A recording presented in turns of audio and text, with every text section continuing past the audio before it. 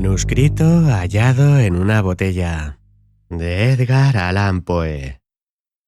Quien no tiene ya más que un momento de vida, nada tiene que ocultar. Sobre mi país y mi familia tengo poco que decir. Un trato injusto y el paso de los años me han alejado de uno y malquistado con la otra. Mi patrimonio me permitió recibir una educación poco común y una inclinación contemplativa permitió que convirtiera en metódicos los conocimientos diligentemente adquiridos en tempranos estudios. Pero por encima de todas las cosas me proporcionaba gran placer el estudio de los moralistas alemanes, no por una desatinada admiración a su elocuente locura, sino por una facilidad con que mis rígidos hábitos mentales me permitían detectar sus falsedades. A menudo se me ha reprochado la aridez de mi talento. La falta de imaginación se me ha imputado como un crimen. Y el escepticismo de mis opiniones me ha hecho notorio en todo momento. En realidad, temo que una fuerte inclinación por la filosofía física haya teñido mi mente con un error muy común en esta época. Hablo de la costumbre de referir sucesos, aun los menos susceptibles de dicha referencia, a los principios de esa disciplina. En definitiva, no creo que nadie haya menos propenso que yo a alejarse de los severos límites de la verdad, dejándose llevar por el ignes fatui de la superstición. Me ha parecido conveniente sentar esta premisa para que la historia increíble que debo narrar no sea considerada el desvarío de una imaginación desbocada, sino la experiencia auténtica de una mente para quien los ensueños de la fantasía han sido letra muerta y nulidad. Después de muchos años de viajar por el extranjero, en el año 1800... me embarqué en el puerto de Batavia, en la próspera y populosa isla de Java, en un crucero por el archipiélago de las Islas Sonda. Iba en calidad de pasajero, solo inducido por una especie de nerviosa inquietud que me acosaba como un espíritu malévolo. Nuestro hermoso navío, de unas 400 toneladas, había sido construido en Bombay, en madera de teca de Malabar con remaches de cobre. Transportaba una carga de algodón en rama y aceite de las islas Laquevidas. También llevábamos a bordo fibra de corteza de coco, azúcar moreno de las islas orientales, manteca clarificada de leche de búfalo, granos de cacao y algunos cajones de opio. La carga había sido mal estibada y el barco escoraba. Zarpamos apenas impulsados por una leve brisa, y durante muchos días permanecimos cerca de la costa oriental de Java, sin otro incidente que quebrara la monotonía de nuestro curso que el ocasional encuentro con los pequeños barquitos de 2 mástiles del archipiélago al que nos dirigíamos. Una tarde, apoyado sobre el pasamanos de la borda de popa, vi hacia el noroeste una nube muy singular y aislada. Era notable, no solo por su color, sino por ser la primera que veíamos desde nuestra partida de Batavia.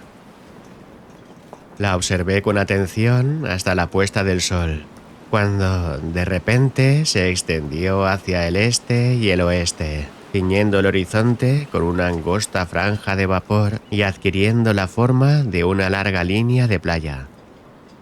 Pronto atrajo mi atención la coloración de un tono rojo oscuro de la luna y la extraña apariencia del mar.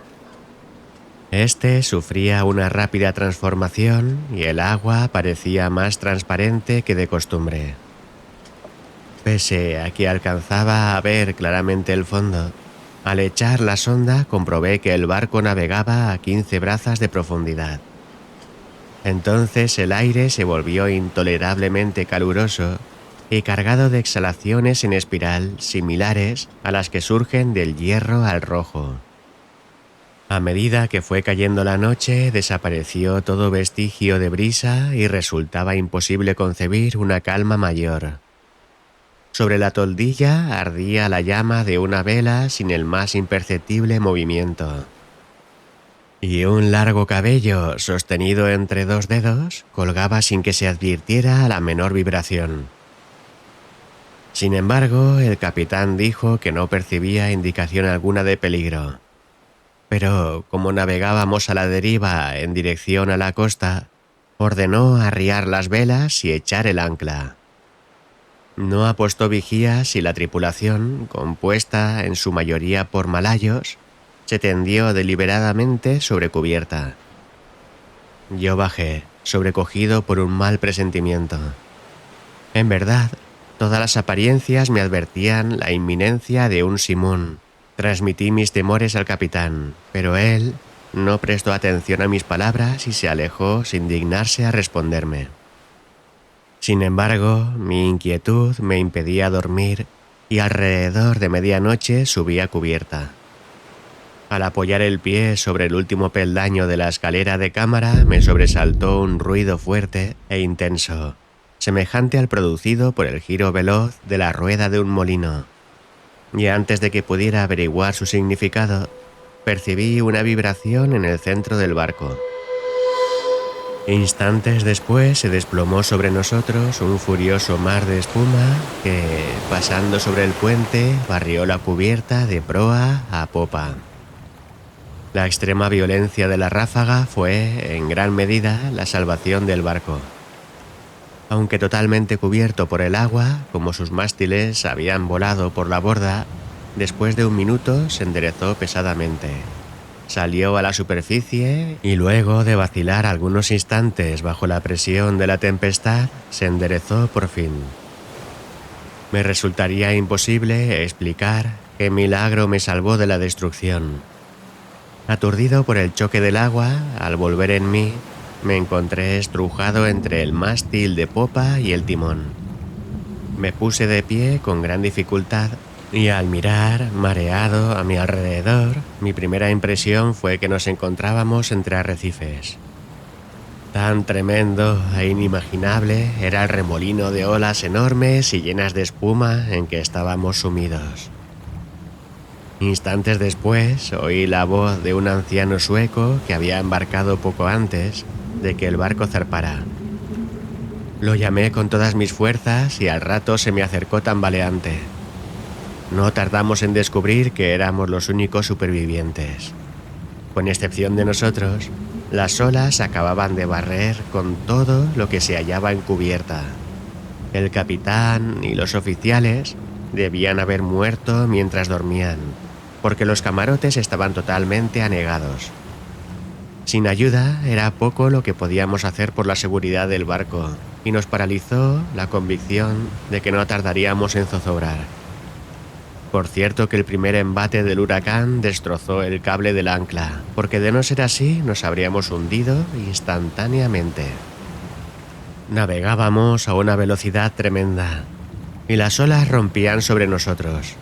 El maderamen de popa estaba hecho añicos y todo el barco había sufrido gravísimas averías. Pero comprobamos con júbilo que las bombas no estaban atascadas y que el lastre no parecía haberse descentrado. La primera ráfaga había amainado y la violencia del viento ya no entrañaba gran peligro, pero la posibilidad de que cesara por completo nos aterrorizaba, convencidos de que en medio del oleaje siguiente, sin duda, moriríamos. Pero no parecía probable que el justificado temor se convirtiera en una pronta realidad. Durante 5 días y noches completos, en los cuales nuestro único alimento consistió en una pequeña cantidad de melaza que trabajosamente lográbamos procurarnos en el castillo de proa, la carcasa del barco avanzó a una velocidad imposible de calcular, impulsada por sucesivas ráfagas que, sin igualar la violencia del primitivo simoún, eran más aterrorizantes que cualquier otra tempestad vivida por mí en el pasado. Con pequeñas variantes, durante los primeros 4 días, nuestro curso fue sudeste. y debimos haber costeado Nueva Holanda. Al quinto día el frío era intenso, pese a que el viento había girado un punto hacia el norte. El sol nacía con una enfermiza coloración amarillenta y trepaba apenas unos grados sobre el horizonte, sin irradiar una decidida luminosidad. No había nubes a la vista, y sin embargo el viento arreciaba y soplaba con furia despareja e irregular. Alrededor de mediodía aproximadamente, porque solo podíamos adivinar la hora, volvió a llamarnos la atención la apariencia del sol. No irradiaba lo que con propiedad podríamos llamar luz, sino un resplandor opaco y lúgubre, sin reflejos, como si todos sus rayos estuvieran polarizados. Justo antes de hundirse en el mar turgente, su fuego central se apagó de modo abrupto, como por obra de un poder inexplicable. Quedó solo reducido a un arco plateado y pálido que se sumergía deprisa en el mar insondable. Esperamos en vano la llegada del sexto día, ese día que para mí no ha llegado y que para el sueco no llegó nunca. A partir de aquel momento quedamos sumidos en una profunda oscuridad, a tal punto que no hubiéramos podido ver un objeto a 20 pasos del barco. La noche eterna continuó envolviéndonos, ni siquiera atenuada por la fosforescencia brillante del mar a la que nos habíamos acostumbrado en los trópicos. También observamos que, aunque la tempestad continuaba rugiendo con interminable violencia, ya no conservaba su apariencia habitual de olas ni de espuma con las que antes nos envolvía. A nuestro alrededor todo era espanto, profunda oscuridad y un negro y sofocante desierto de ébano. Un terror supersticioso fue creciendo en el espíritu del viejo sueco, y mi propia alma estaba envuelta en un silencioso asombro. Abandonamos todo intento de atender el barco por considerarlo inútil, y nos aseguramos lo mejor posible a la base del palo de mesana, clavando con amargura la mirada en el océano inmenso. No habría manera de calcular el tiempo ni de prever nuestra posición. Sin embargo, teníamos plena conciencia de haber avanzado más hacia el sur que cualquier otro navegante anterior, y nos asombró no encontrar los habituales impedimentos de hielo. Mientras tanto, cada instante amenazaba con ser el último de nuestras vidas. Olas enormes como montañas se precipitaban para abatirnos. El oleaje sobrepasaba todo lo que yo hubiera imaginado, y fue un milagro que no zozobráramos instantáneamente. Mi acompañante hablaba de la liviandad de nuestro cargamento y me recordaba las excelentes cualidades de nuestro barco. Pero yo no podía menos que sentir la absoluta inutilidad de la esperanza misma, y me preparaba melancólicamente para una muerte que, en mi opinión, nada podía demorar ya más de una hora, porque con cada nudo que el barco recorría, el mar negro y tenebroso adquiría más violencia. Por momentos jadeábamos para respirar, elevados a una altura superior a la del albatros. Y otras veces nos mareaba la velocidad de nuestro descenso a un infierno acuoso donde el aire se estancaba y ningún sonido turbaba el sopor del kraken. Nos encontrábamos en el fondo de uno de esos abismos cuando un repentino grito de mi compañero resonó horriblemente en la noche. «¡Mire, mire!», exclamó chillando junto a mi oído. «¡Dios Todopoderoso! ¡Mire, mire!». Mientras hablaba, percibí el resplandor de una luz mortecina y rojiza que recorría los costados del inmenso abismo en que nos encontrábamos, arrojando cierto brillo sobre nuestra cubierta.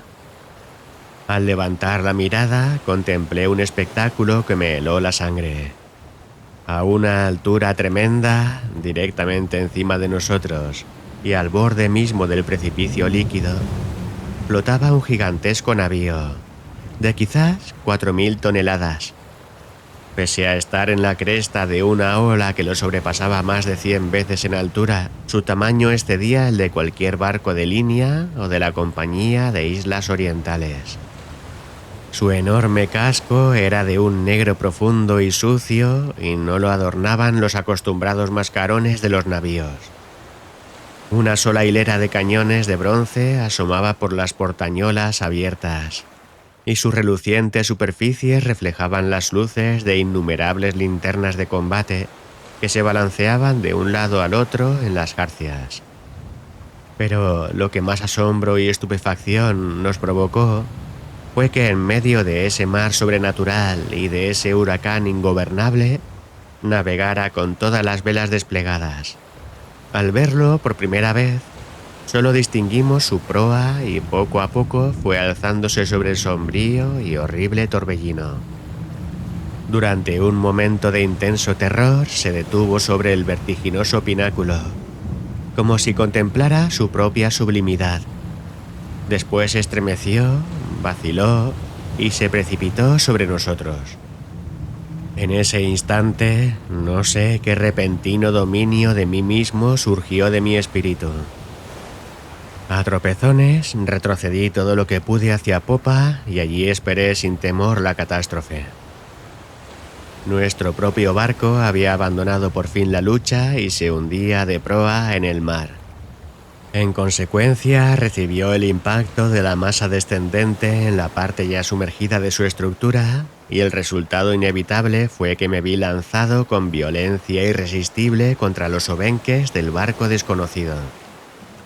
En el momento en que caí, la nave viró y se escoró, y supe que la consiguiente confusión había impedido que la tripulación reparara en mi presencia. Me dirigí sin dificultad y sin ser visto hasta la escotilla principal, que se encontraba parcialmente abierta, y pronto encontré la oportunidad de ocultarme en la bodega. No podía explicar por qué lo hice. Tal vez el principal motivo haya sido la indefinible sensación de temor que, desde el primer instante, me provocaron los tripulantes de ese navío. No estaba dispuesto a confiarme a personas que, a primera vista, me producían una vaga extrañeza, duda o aprensión. Por lo tanto, consideré conveniente encontrar un escondite en la bodega. Lo logré moviendo una pequeña porción del armazón y así me aseguré un refugio conveniente en las enormes cuadernas del buque. Apenas había completado mi trabajo cuando el sonido de pasos aproximándose me obligó a hacer uso de él. Junto a mi escondite pasó un hombre que avanzaba con pasos débiles y andar inseguro. No alcancé a verle el rostro, pero tuve oportunidad de observar su apariencia general. Todo en él denotaba poca firmeza y una avanzada edad. Bajo el peso de los años le temblaban las rodillas y su cuerpo parecía agobiado por una gran carga. Murmuraba en voz baja, como hablando consigo mismo. Pronunciaba palabras entrecortadas en un idioma que yo no comprendía y empezó a tantear una pila de instrumentos de aspecto singular y de viejas cartas de navegación que había en un rincón. Su actitud era de una extraña mezcla de la terquedad de la segunda infancia y la solemne dignidad de un dios. Por fin subió nuevamente a cubierta y no le volví a ver. Un sentimiento que no puedo definir ha tomado posesión de mi alma.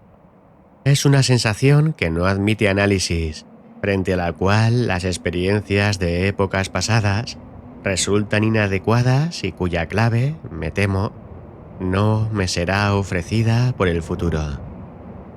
Para una mente como la mía, esta última consideración es una tortura. Sé que nunca me daré por satisfecho con respecto a la naturaleza de mis propios conceptos. Y sin embargo, no debe asombrarme que esos conceptos sean indefinidos, puesto que tienen su origen en fuentes totalmente nuevas. Un nuevo sentido, una nueva entidad se incorpora a mi alma. Hace ya mucho tiempo que recorrí la cubierta de este barco terrible, y creo que los rayos de mi destino se están concentrando en un foco. ¡Qué hombres incomprensibles! Envueltos en meditaciones cuya especie no alcanzo a adivinar, pasan a mi lado sin percibir mi presencia. Ocultarme sería una locura, porque esta gente no quiere ver. Hace pocos minutos pasé directamente frente a los ojos del segundo oficial. No hace mucho que me aventuré a entrar a la cabina privada del capitán, donde tomé los elementos con que ahora escribo, y he escrito lo anterior. De vez en cuando continuaré escribiendo este diario. Es posible que no pueda encontrar la oportunidad de darlo a conocer al mundo, pero trataré de lograrlo. En el último momento introduciré el mensaje en una botella y la arrojaré al mar. Ha ocurrido un incidente que me proporciona nuevos motivos de meditación. ¿Ocurren estas cosas por fuerza de un azar sin gobierno? Me había aventurado en cubierta donde estaba tendido sin llamar la atención, entre una pila de flechaduras y viejas velas, en el fondo de una balandra. Mientras meditaba en lo singular de mi destino, inadvertidamente tomé un pincel mojado en brea y pinté los bordes de una vela arrastradera cuidadosamente doblada sobre un barril a mi lado. La vela ha sido izada y las marcas irreflexivas que hice con el pincel se despliegan formando la palabra descubrimiento. Últimamente he hecho muchas observaciones sobre la estructura del navío. Aunque bien armado, no creo que sea un barco de guerra. Sus jarcias, construcción y equipo en general contradicen una suposición semejante. Alcanzo a percibir con facilidad lo que el navío no es, pero me temo no poder afirmar lo que es. Ignoro por qué, pero al observar su extraño modelo y la forma singular de sus mástiles, su enorme tamaño y su excesivo velamen, su proa severamente sencilla y su popa anticuada, de repente cruza por mi mente una sensación de cosas familiares, y con esas sombras imprecisas del recuerdo siempre se mezcla la memoria de viejas crónicas extranjeras y de épocas remotas. He estado estudiando el maderamen de la nave. Ha sido construida con un material que me resulta desconocido. Las características peculiares de la madera me dan la impresión de que no es apropiada para el propósito al que se la aplicara. Me refiero a su extrema porosidad, independientemente considerada de los daños ocasionados por los gusanos que son una consecuencia de navegar por estos mares y de la podredumbre provocada por los años. Tal vez la mía parezca una observación excesivamente insólita, pero esta madera posee todas las características del roble español, en el caso de que el roble español fuera dilatado por medios artificiales. Al leer la frase anterior, viene a mi memoria el apotegma que un viejo lobo de mar holandés repetía siempre que alguien ponía en duda su veracidad. Tan seguro es como que hay un mar donde el barco mismo crece en tamaño, como el cuerpo viviente del marino. Hace una hora tuve la osadía de mezclarme con un grupo de tripulantes. No me prestaron la menor atención, y aunque estaba parado en medio de todos ellos, parecían absolutamente ignorantes de mi presencia. Lo mismo que el primero que vi en la bodega, todos daban señales de tener una edad avanzada. Les temblaban las rodillas achacosas. La decrepitud les inclinaba los hombros. El viento estremecía sus pieles arrugadas.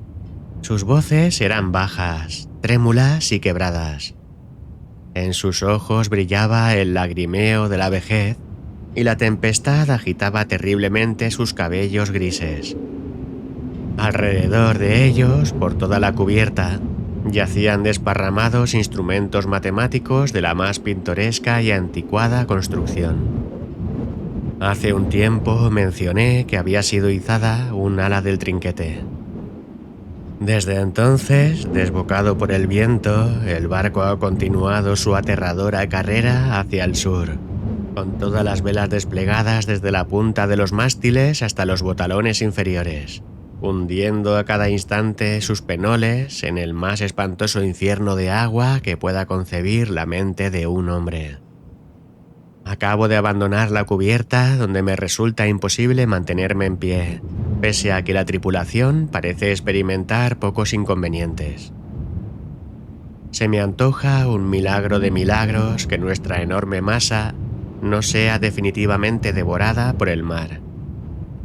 Sin duda, estamos condenados a flotar indefinidamente al borde de la eternidad, sin precipitarnos, por fin, en el abismo. Remontamos olas 1000 veces más gigantescas que las que he visto en toda mi vida, por las que nos deslizamos con la facilidad de una gaviota. Y las aguas colosales alzan su cabeza sobre nosotros como demonios de las profundidades. Pero como demonios limitados a la simple amenaza, y a quienes les está prohibido destruir. Todo me lleva a atribuir esta continua huida del desastre a la única causa natural que puede producir ese efecto. Debo suponer que el barco navega dentro de la influencia de una corriente poderosa, o de un impetuoso mar de fondo.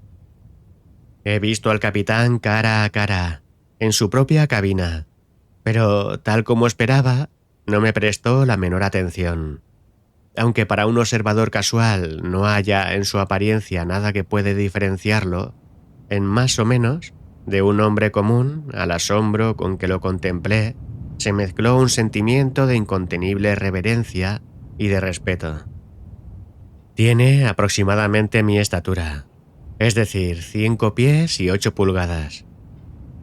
Su cuerpo es sólido y bien proporcionado, ni robusto ni particularmente notable en ningún sentido. Pero es la singularidad de la expresión que reina en su rostro. Es la intensa, la maravillosa, la emocionada evidencia de una vejez tan absoluta, tan extrema, lo que excita en mi espíritu una sensación, un sentimiento inefable. Su frente, aunque poco arrugada, parece soportar el sello de una miríada de años. Sus cabellos grises son una historia del pasado, y sus ojos, aún más grises, son sibilas del futuro. El piso de la cabina estaba cubierto de extraños pliegos de papel unidos entre sí por broches de hierro, y de arruinados instrumentos científicos y obsoletas cartas de navegación en desuso. Con la cabeza apoyada en las manos, el capitán contemplaba con mirada inquieta un papel que supuse sería una concesión, y que en todo caso llevaba la firma de un monarca. Murmuraba para sí, igual que el primer tripulante a quien vi en la bodega, sílabas obstinadas de un idioma extranjero, y aunque se encontraba muy cerca de mí, su voz parecía llegar a mis oídos desde 1 milla de distancia. El barco y todo su contenido está impregnado por el espíritu de la vejez. Los tripulantes se deslizan de aquí para allá como fantasmas de siglos ya enterrados. Sus miradas reflejan inquietud y ansiedad, y cuando el extraño resplandor de las linternas de combate ilumina sus dedos, siento lo que no he sentido nunca, pese a haber comerciado la vida entera con antigüedades y absorbido las sombras de columnas caídas de Baalbek, en Tadmor y en Persépolis, hasta que mi propia alma se convirtió en una ruina. Al mirar a mi alrededor, me avergüenzan mis anteriores aprensiones. Si temblé ante la ráfaga que nos ha perseguido hasta ahora, ¿cómo no horrorizarme ante un asalto de viento y mar para los cuales las palabras tornado y simón resultan triviales e ineficaces? En la vecindad inmediata del navío reina la negrura de la noche eterna y un caos de agua sin espuma. Pero aproximadamente a 1 legua a cada lado de nosotros alcanzan a verse oscuramente y a intervalos, imponentes murallas de hielo que se alzan hacia el cielo desolado y que parecen las paredes del universo. Como imaginaba, el barco sin duda está en una corriente, si así puede llamarse con propiedad, una marea que, aullando y chillando entre las blancas paredes de hielo, se precipita hacia el sur con la velocidad con que cae una catarata. Presumo que es absolutamente imposible concebir el horror de mis sensaciones. Sin embargo, la curiosidad por penetrar en los misterios de estas regiones horribles predomina sobre mi desesperación y me reconciliará con la más odiosa apariencia de la muerte. Es evidente que nos precipitamos hacia algún conocimiento apasionante, un secreto imposible de compartir cuyo descubrimiento lleva en sí la destrucción. Tal vez esa corriente nos conduzca hacia el mismo polo sur. Debo confesar que una suposición en apariencia tan extravagante tiene todas las probabilidades a su favor. La tripulación recorre la cubierta con pasos inquietos y trémulos, pero en sus semblantes la ansiedad de la esperanza supera a la apatía de la desesperación. Mientras tanto, seguimos navegando con viento de popa y como llevamos todas las velas desplegadas, por momentos, el barco se eleva sobre el mar. ¡Oh, horror de horrores! De repente, el cielo se abre a derecha e izquierda y giramos vertiginosamente en inmensos círculos concéntricos, rodeando una y otra vez los bordes de un gigantesco anfiteatro, el apéndice de cuyas paredes se pierde en la oscuridad y la distancia. Pero me queda poco tiempo para pensar en mi destino. Los círculos se estrechan con rapidez. Nos precipitamos furiosamente en la vorágine, y entre el rugir, el aullar y el atronar del océano y de la tempestad, el barco se precipita, ¡oh Dios!, y se hunde.